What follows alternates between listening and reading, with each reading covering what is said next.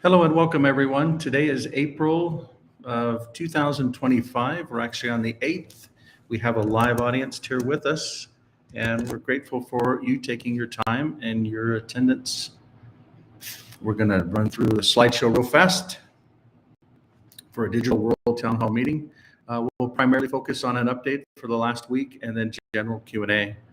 We're grateful for those co-hosts that are with us and for all that they do during the week and even on these wonderful town hall meetings.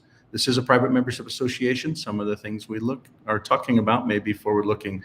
First, a reminder, we're basically helping the secret combinations to have transparency and for honesty so that the individuals can actually own their own identity, data, and ultimately choice. I know that may seem weird for many of you that may be hearing that the first time, but we believe that there are actually secret combinations that take over systems, whether that's governments or monetary systems or others. And they may be in insurance, they may be in finance, they may be in technology, which is the primary area that we focus on, technology that is, but they may come from other parts of the world. It may be ecology-based or oil-based or media-based, etc. But we believe that decentralization is a true and correct principle, and through deploying decentralized technologies, humanity can actually be set free and ultimately have a choice to choose. And it doesn't force them to choose one way or the other, but they have the choice, and that's the key. The key is to find the fine balance, and some of the things we'll talk about is people actually getting derived keys or keys, linking that with who they are, and then building up profiles and systems all around them. Today, we'll talk a lot about that.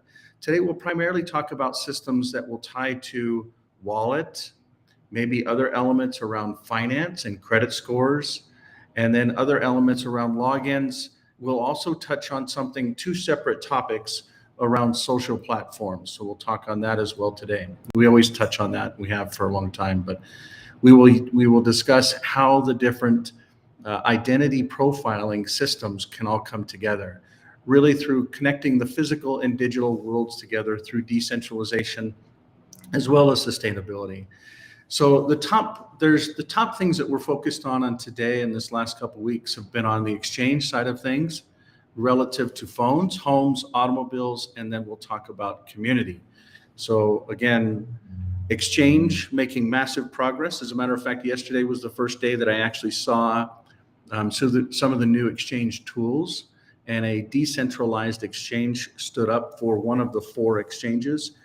And we've also been able to successfully get not just a development environment up that mirrors the digital world in parallel, but also update it so that it runs with smart contracts and systems. So we'll talk a little bit about those smart contracts, especially when it talks about the community side of things. The homes have grown to over 800 million. So we've come from 700 million in pre-orders to over 800 million. So that's an advancement. And we'll talk about some of the specifics around those and other things. We're glad to announce what we call the Clear Coin. And this will actually be one of the first times that folks will understand the details around what Clear Coin is and what's the difference between Clear Token. One of the things that's important around the Clear Coin side of it is a combination of all the Clear companies combined together to basically do a public offering. So this is not something that is behind the scenes per se. This is something that is not a token. It's a literally full offering, walking through the digital world with legislation around the Jobs Act that is similar to the one in the United States of America, particularly around a D Corp or a DAO that focuses on a Regulation D to be able to do a private placement and a memorandum that ties to that.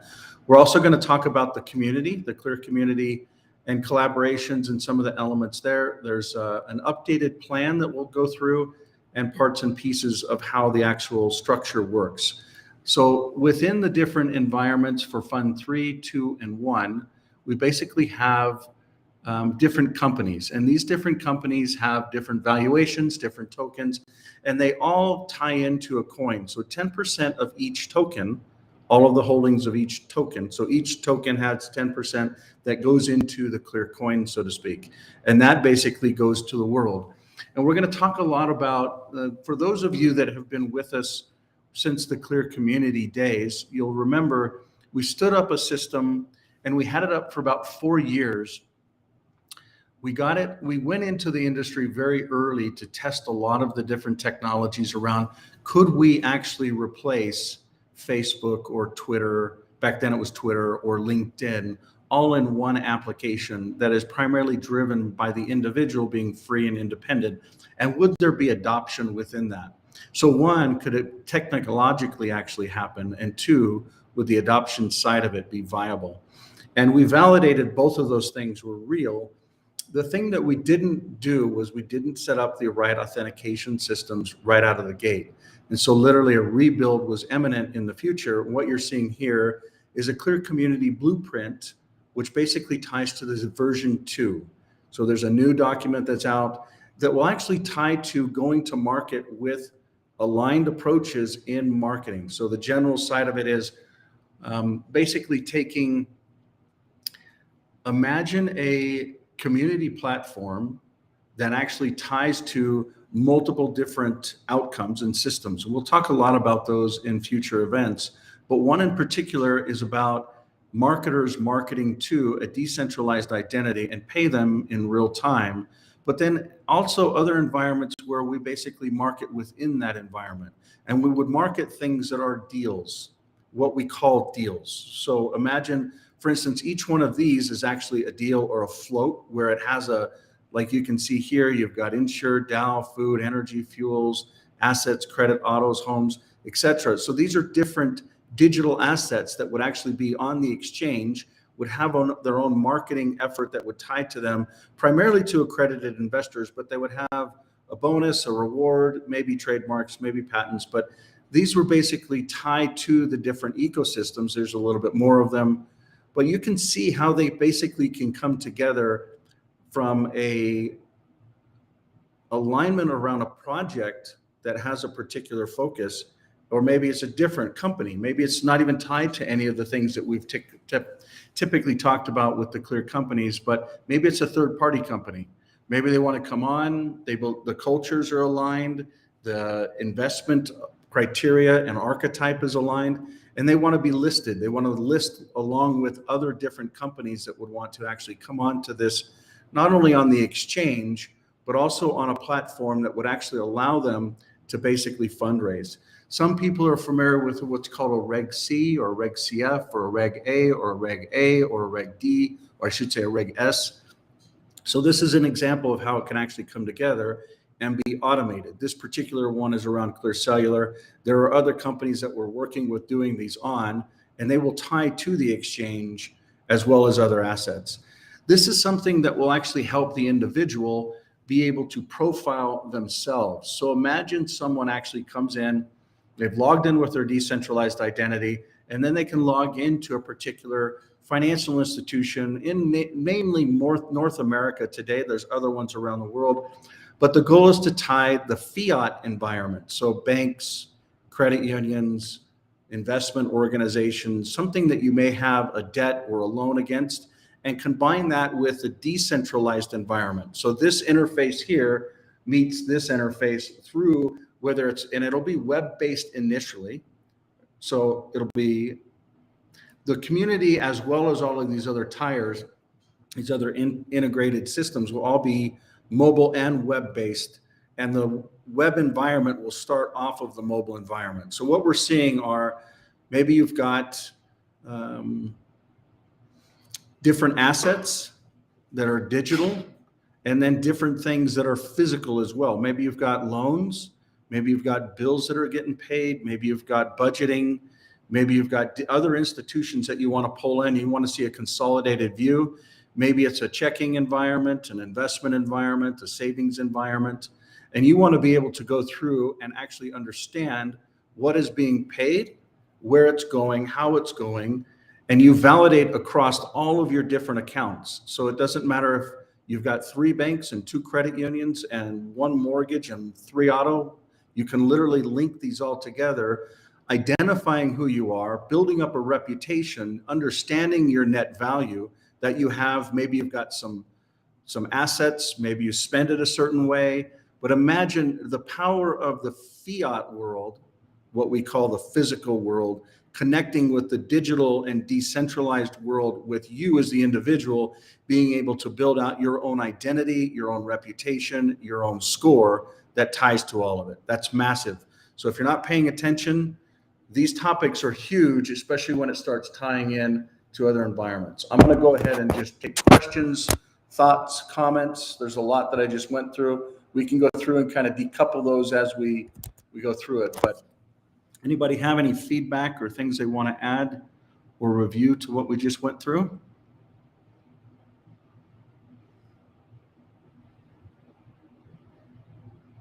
Hey, Michael, with the social media that you were speaking about, will there be a limit? Do you see a limited amount of people that could sign up first for the social media account? Or do you think it would be kind of like unlimited amount of people? It's going to be an unlimited amount of people that can actually sign up. Before, our reality before was we had to be able to see how can 5 million people come on in a day and have the systems and infrastructure to be able to facilitate that. And that's one of the things that we plan on having accomplished within this new environment. There's another part to the answer, maybe, that ties to how many people you can be connected to. And so that's one of the theoretical sides of it, is like, how many people do you really know? Are you using it as a platform to be able to communicate with other people, kind of like a marketing?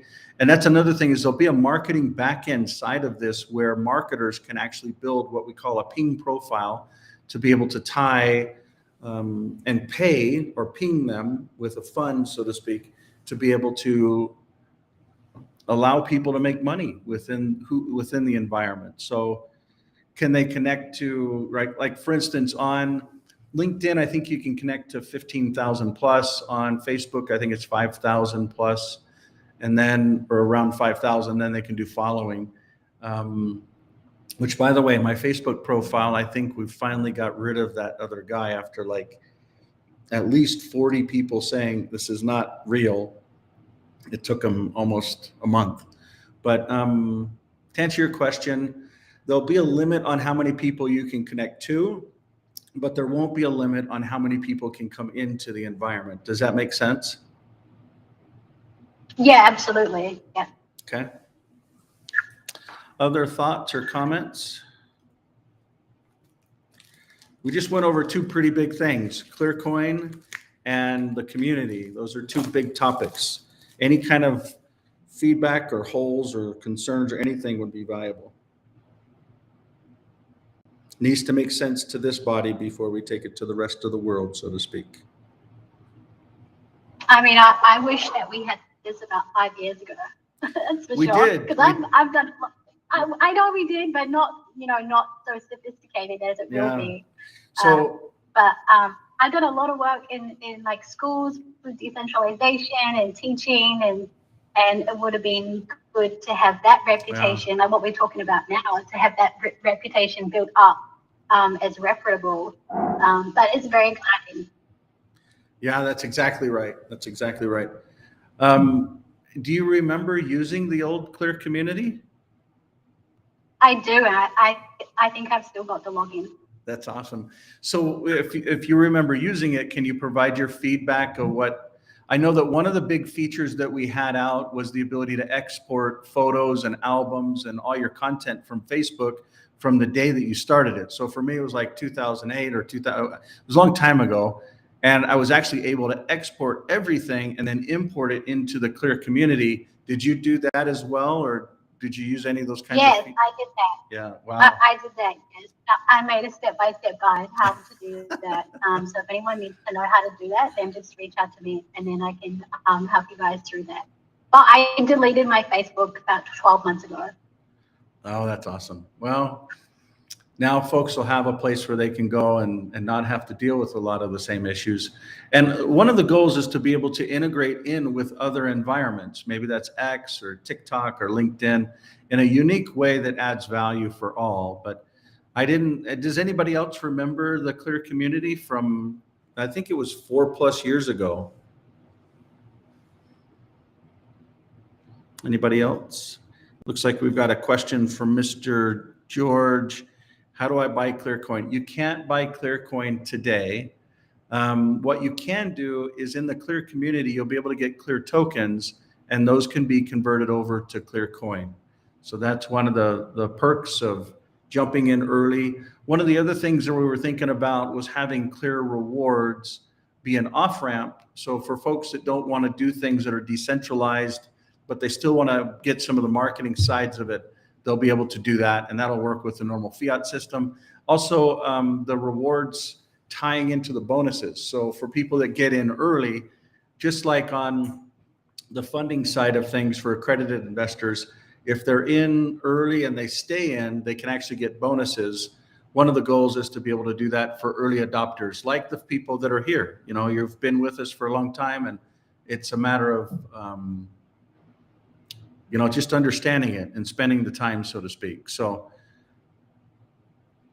yeah, so to sign up, you'll basically, we'll give you a link, George, on when you can sign up and where you sign up. It'll be at the URL of clear.community. So www.clear.community, but it won't be working for a little while, but we'll tell you when it actually is. But it's nice to actually announce that. A lot of this, one of the goals is to be able to take a lot of the lessons and learnings of the Clear community in the past and link that with the CownDAO team that we've been telling you about and talking to you about. And hopefully that we're able to get a couple of the tasks and topics there across the finish lines over the next couple of weeks as well. We've been able to get 80 to 90% alignment on all the different details and just currently building that out. So yeah. Next question or thought? If you don't have one, I've got some other stuff, but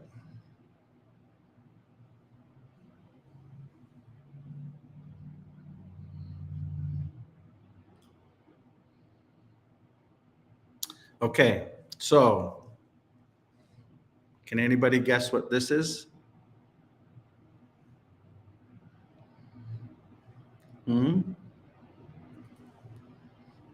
I wish I could see your screen and then I could tell you. So it's, I'm sharing I a think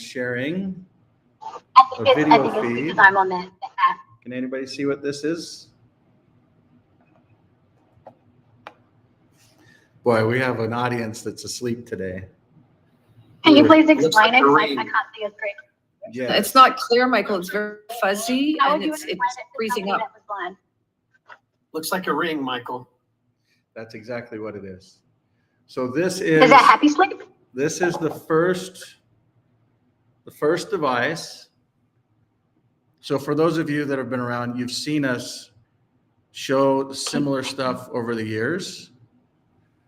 So this device is the first device that actually communicates with the body through yes or no questions. First device humanity has ever seen of this level. Think about it. Think about a device like a lie detector device that is in real time, but it actually communicates with your body through yes or no questions, but it does it in such a way where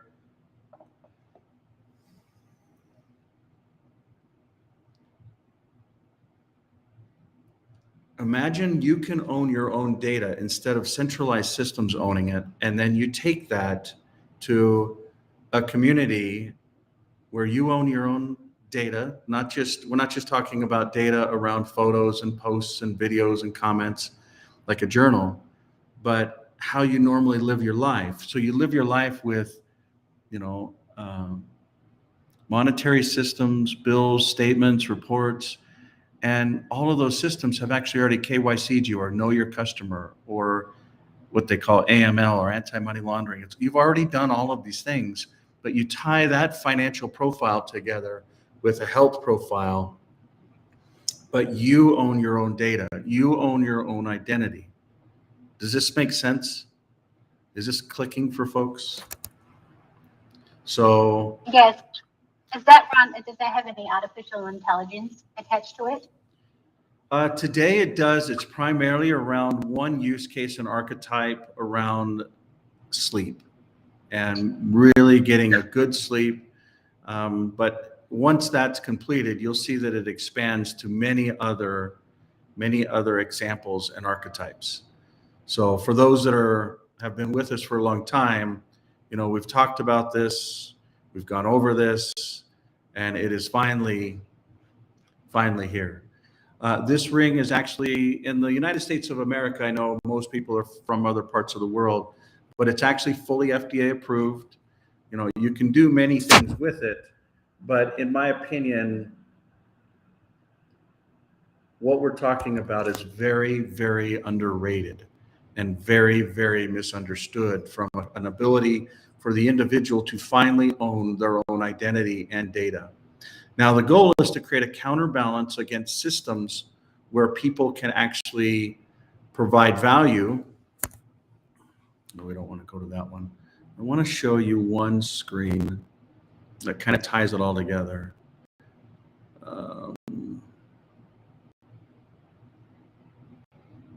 I know we've done it online with some sites, but it's not appropriate to go there right now.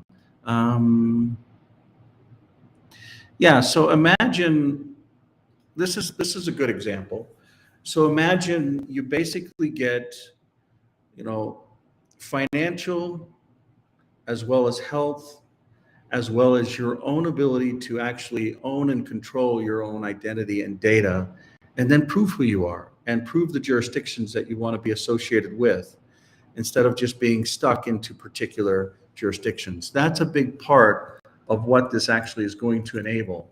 The health side of it will literally change, I believe, it will change the way that humanity is actually embracing and engaging in data. There's a payment side of it that we had to stand up after the identity side of it. For those that, I wish that also that Richard Dick was on with us, because he's one on the identity side that really has done some massive, massive advancements. There's one thing in particular that I'm trying to find. Well, if you want, we can tie to, I'm going to go to something that's public. So clear.co.com. We're going to click on Clear Health, and we're going to scroll down, and we're going to click on, this is the white paper, by the way, or teal paper. This talks a lot about how the ring actually works. By the way, this is fully functional. So this is the third version of this paper, where the community is just starting on its second. But I'm just going to read this quickly while I look for these other documents. You are unique, and it is not just your DNA. Each of us and each of our cells have a unique environment. Our genes influence us only in response to cues from within our bodies. How and where we live, love, and play has a deep impact on how our DNA affects us and how our DNA changes and through the generations. These environmental influences on the expression and manipulation of our genes is a relatively new field of scientific inquiry called epigenetics. As we think about general health, it is clear that what we eat and how much we exercise are factors that influence our well-being. However, just as our taste preferences for flavor, texture, and sweetness are unique, so is our body's response to disease and the best way to treat it. Health thus precludes a one-size-fits-all approach and instead requires medical science to identify and target individual needs and circumstances. Trends in the burden of chronic disease show rapid increases worldwide. This illuminates the need for a paradigm shift in the assessment of illness and the delivery of healthcare. WHO reported in 2005 that chronic disease contributed 61% of 58 million total reported deaths in the world, and 51% of the global burden of. I want to make a statement here. This was all done before COVID ever came out.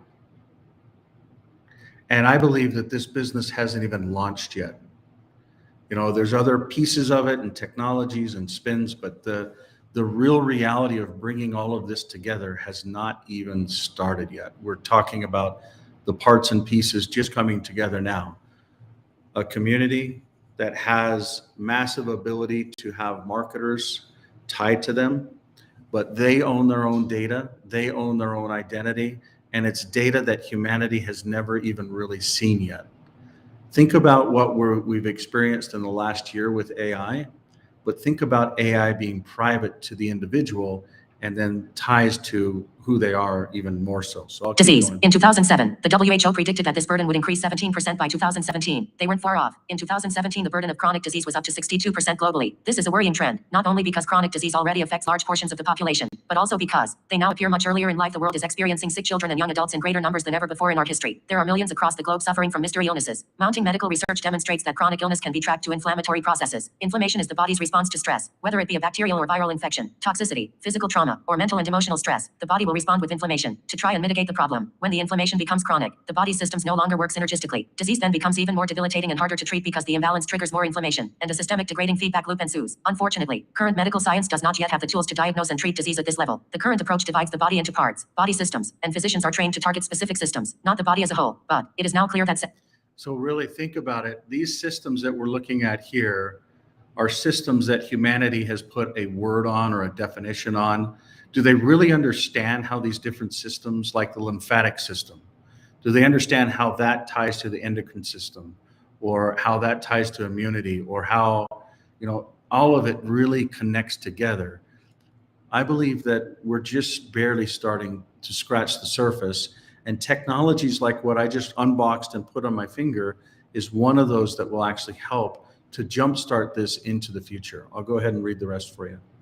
cells, tissues, organs, and body systems interact with each other continuously and in real time. Thus, a new approach is needed that considers all of the complex and simultaneous interactions between body systems in the formation of any diagnosis and treatment protocol. The last few years have seen an explosion of startups and other medical ventures that seek to leverage artificial intelligence and the Internet of Things, IoT, to address this complexity at the individual level. Wearables, like smartwatches, track movement and heartbeat, and can even tell you how well you are sleeping. And home appliances are becoming smarter every year as more IoT devices are constantly deployed. While this move toward precision medicine is both needed and exciting, it still looks at disease at the symptom level in an attempt to find cause correlations. A method to discover the fundamental causes of inflammation in an individual's body is still at large. To date, almost all medical interventions rely on target.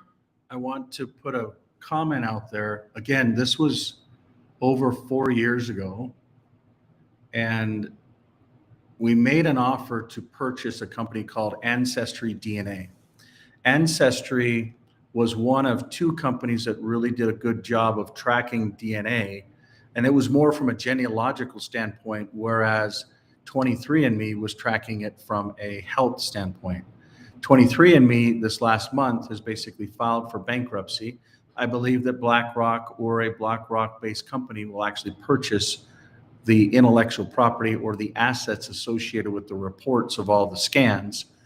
And I believe that the offer that we made, it was over 3 years ago, to Ancestry DNA, they didn't take, but they took one from BlackRock. I have to confirm that, but I believe that that is actually how that ended long ago. So we'll go ahead and read the rest of this for the health side of it. Targeted biochemistry. This in turn alters symptoms or, in some cases, attacks microbes or cancerous cells that trigger the inflammation. If we compare progress in medical science with physics, an interesting pattern emerges. The discovery of quantum physics drastically improved our ability to use materials in electronics and to understand and model chemistry and chemical reactions. Modern computer chips are only possible because of progress in our understanding of quantum physics. However, these new discoveries have only partially impacted medical science in the form of medical devices and some computer simulations. MRI, PET, and other non-invasive scanning technologies leverage the quantum nature of atoms to give unprecedented insights into the inner workings of our bodies. Quantum physics is also used to computationally model how specific drugs will react with their targets in the body. While certainly impressive, these applications of quantum physics are still disjointed. MRI allows us to detect physical damage and inflammation, but not its cause. Functional MRI, FMRI, can also assess the impact of specific interventions and influences on the body and brain. But for a body that is already diseased and where the damage is already done, these scanning technologies only give us a snapshot of now. The path that brought the body to that point, as well as cellular level causes of inflammation, is still missing. This prompts us to search for new applications of quantum science within medicine that will allow us to discover both the cellular level causes of inflammation and the path to recovery for each individual. Specifically, we understand through quantum physics that the chemistry of molecules, including chemical reactions, are quantum in nature. Light also has a quantum nature that allows it to interact with and alter the chemistry of molecules. This field of physics, known as quantum electrodynamics, QED, is still young, and only simple academic applications of its possibilities have been investigated. QED opens a treasure trove of possibilities for the medical sciences because, in theory, it allows the biochemistry of disease to be treated using electromagnetic fields instead of custom molecules that are symptom or purpose specific. QED unifies the applications of quantum physics in the scanning and diagnosis regime with its applications to molecule-specific quantum simulations. But, as everyone knows, there is no free lunch. Trading a purpose-built tool for a more general one involves a complexity trade-off. A multi-purpose tool is much more complicated than a single-purpose one, and applying QED as a general tool to the medical sciences requires new and creative ways to push the envelope on some of the most complex physics of the century. Clear Health is pleased to be a pioneer in this emerging field of next-generation medical science. The frontiers of what is possible in diagnosing and treating disease will expand rapidly in the coming years. You are unique, and it is not just your DNA. Embrace a future where you and your health receive the individualized attention they need and deserve. I want to say a special thanks to Roy Curtin for the QED stuff that he really has brought to humanity. He's a wonderful man. PhD in physics, went right out of BYU into the Navy, and then built devices that basically communicate with the body. You grab onto them, they close through a biomeridian type field. If you've heard of biomeridian or these others, he's literally a pioneer in an industry that just started that. And that sparked a lot of other things that then you see from an amazing woman, Linda Jordan, who is actually a connection physically. She's actually an aunt of mine, and just an amazing, amazing woman that none of this would have happened without her taking action and just making it happen. And then really the combination of what she did, Carol and Roy and many others, but how they culminated around Conrad's World to help a lot of this technology be able to be brought to humanity.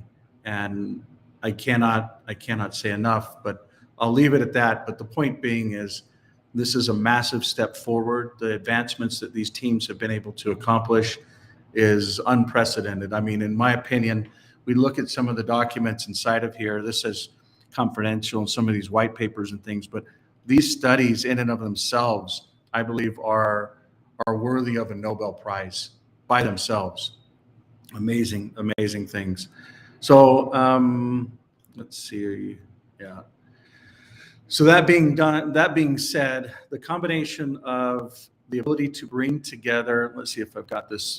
This document is a new document that we'll talk about in the future. There's some other team members that we're currently working through that I need to review with it, and we'll bring this to this body in the future. And there's going to be a chunk to it, but you'll start seeing a lot of these different systems start coming together now that the parts and pieces are finally completed, shipping, real, live. I'll let you know how some of the initial testing and parts and pieces go, but this is history in the making. Today is a very special day. We just came off of a very special connection. So this particular document here was actually the second version of it. So we're talking about just 2 days ago. So today is April 8th.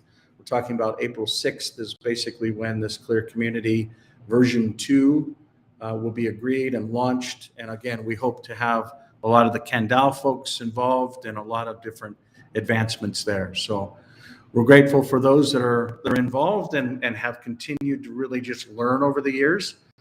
Is there any other questions or thoughts on any of the things that we've gone over that you may want to understand? Yeah, thanks for your nice comment there, George. But, Elon does his own things in his own element. I really believe that we've been given massive blessings and gifts here on earth, particularly our bodies, and the ability to create and reproduce, I think, is such an amazing gift. I know that he does that same type of thing too, but what I'm talking about is really the gift of the body. And I don't think that we've tapped anywhere close to what the potential of the body is. I don't believe that we really recognize a lot of the strengths and who we are, both physical, spiritual, and even emotional, how it ties all together. And then I also don't believe that that he looks at, and I know that he looks at space, but I think that the importance of just looking into the earth that we get to live on is really, really important. And I know humanity's doing some very ridiculous things. We're seeing a simulation of military arms in different parts of the world. I don't believe we need to live in fear, though. I think that it's important for us to add value in our own sphere of influence and with our own gifts and talents and strengths that we've been given. But this earth and our body are massive gifts. And when we figure out that we're one family and that we can actually govern ourselves through intelligently organized technology, I really feel like we'll actually have choices again where we've quietly had them taken away from us. And one of the goals is for future generations to really be able to have a choice that they didn't understand. I've got some beautiful children, and I think most of them just assume that being marketed to is normal. And, I'm not saying that that's not a good thing, but the way that the marketers profile is really wrong. It's an injustice to humanity. And I believe it's a violation of privacy rights. I believe next month, by the way, we'll do a little quick countdown here. What is it? Real ID. Let's see what the dates are. So we're talking about 28 days away. So I think, is it a travesty around a violation of human rights around privacy, but it will be a violation of human rights around linking identity and forcing the lack of travel. So travel is, so May 7th, so we're talking less than a month away, and identity is going to become very real and important for humanity. And thank you for joining in, for taking the time to be a part of at least a part of a solution for our generation, hopefully for future generations, that makes it so that we're not a part of a centralized system and we become slaves once AI and transactions and identity are meshed together. So we're building decentralized systems that are focused on the individual governing themselves in a new digital world. A digital world where no one owns it and no one controls it. The jurisdiction is the whole earth, but yet we all benefit from it, kind of like a utility. So thank you for your attendance and your time. If there's any other questions or comments, now is your time. Feel free. I know that we've got some people just popping in notes, but your window is now. If not, we will wrap up early. Let's see what time frame we've got. We're only 6 minutes off schedule. So anybody?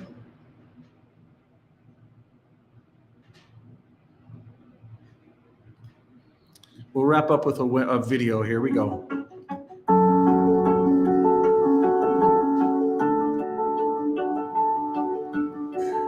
Technology has changed our world, and the future our children will inherit.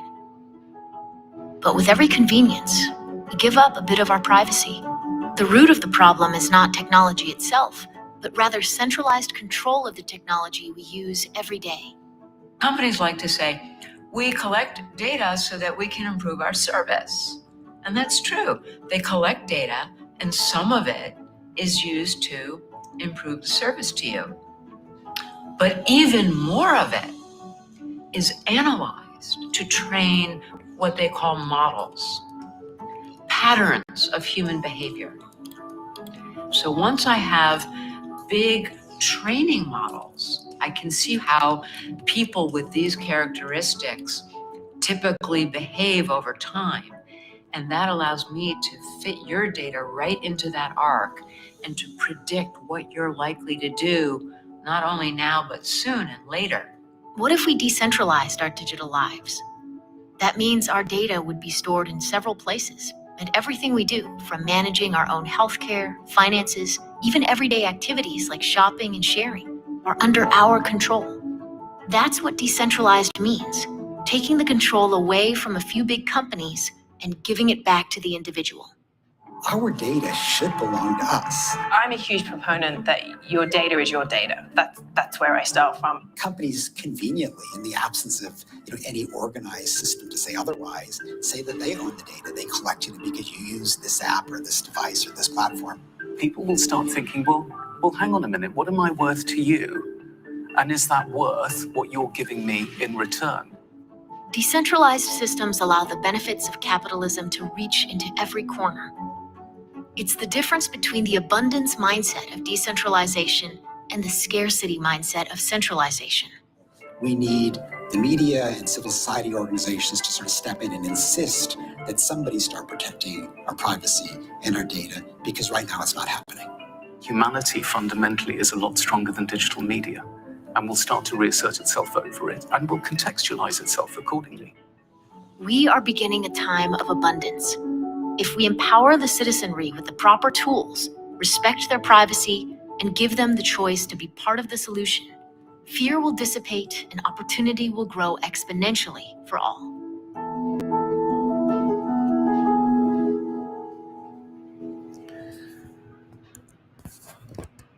We'll see you all soon. Much love, everyone. Bye-bye. Bye, Michael. See you next week.